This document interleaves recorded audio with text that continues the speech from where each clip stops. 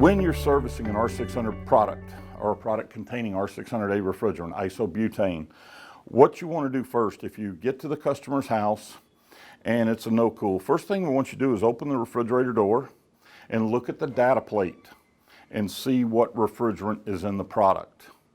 If the product says it has R600a in it, what you're going to need to do is get your refrigerant leak detector, and we have chosen to use this one. It's a Infocon GasMate, and it's set up to pick up flammable refrigerants to include isobutanes.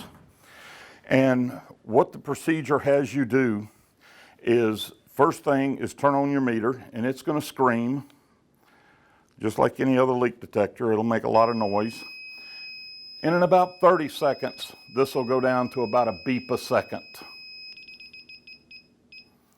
Now, once it gets to its detection stage, you were to go all the way around the unit at floor level and search for a refrigerant leak.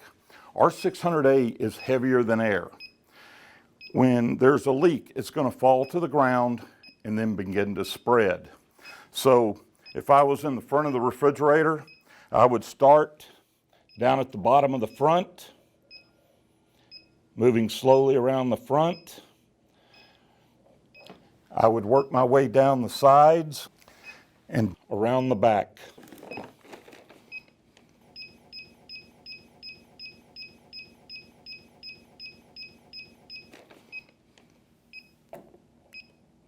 Now, just to throw at you, what happened if, when I was going around the refrigerator, the leak detector screamed at me, there is a refrigerant leak? At that point, I need to warn the homeowner, open up the house, and get some ventilation going. Once I have decided this refrigerator is safe, that I don't have a leak, you're not done with your detector. The detector should then be placed on the floor where the nozzle is at ground level. And what this is doing is it's acting as a monitor. So while you're working, if you create a leak, that is your first line of defense. You're going to see a video in just a few seconds. It's going to show you what we did was release somewhere between a half and 1 gram of R600a and hit it with a striker, and you'll see the result. This refrigerator has 52 grams of R600a. Eventually, they're going to let us go up to 150 grams in a refrigerator.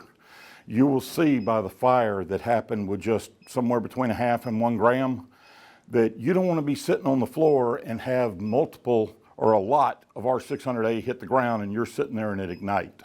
It's all about safety. Lock ring is the only thing we're recommending that we do R600a service procedures with. This gas is very flammable. As you saw during the little video, it just took an arc from a striker or a spark from a striker to get it to light up. Now, before you begin, you are going to need to alert the customer that for the next 2 to 3 hours, however long it takes you to do a seal system, there can be no smoking in the immediate area. And even though there was not a definite size put around, I'm going to tell you 3 meters, about 10 feet. So 10 feet around the appliance. I don't want any toasters used, any stoves, ovens. If there's a hot water heater in the kitchen, of course, we can't even do the job because I can't be that close to an ignition source. So you need to let the homeowner know, especially for smokers. And if you're there late in the afternoon, you need to let them know, hey, for the next 3 hours, nothing can be hot in the kitchen, which means no stove. You can't be cooking in here while I'm doing this.